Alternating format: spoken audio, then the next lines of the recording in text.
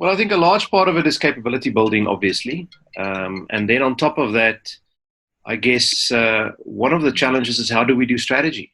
How do we actually strategize? When I work with the strategy tools portfolio that we have, for example, and instead of a bunch of people sitting and sharing opinions around the table and nodding when the most powerful guy in the room speaks, if people actually have a piece of paper in front of them and they need to start writing things down, then it creates a completely different atmosphere to say, well, what I think and what I can try out and what I can suggest, what I can offer, all of a sudden becomes valuable. So I think we all have it in ourselves to play, to learn, to make suggestions, to try things out. As kids, we don't need to be taught how to do that. But I think what happens to us is that hierarchical structures tend to take that out of us. So I think that's the second thing, is to create confidence. David Kelly from IDEO always talks about creative confidence.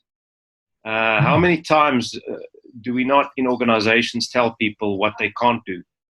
So we actually break people's creative confidence. But in these days, in these times of massive change, when the top no longer have the answers, the most resilient organizations are the ones that have that creative confidence, that sense of able to create.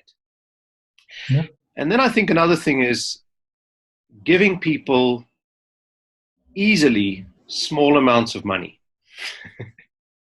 So much of an organization is going to ask for huge amounts of money that is motivated by an enormous amount of analytical work based on a absolutely foundational understanding of how the world is.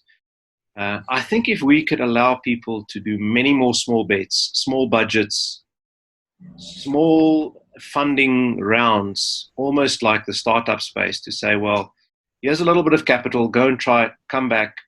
I think those are some of the things that I think can really change the way that organizations work.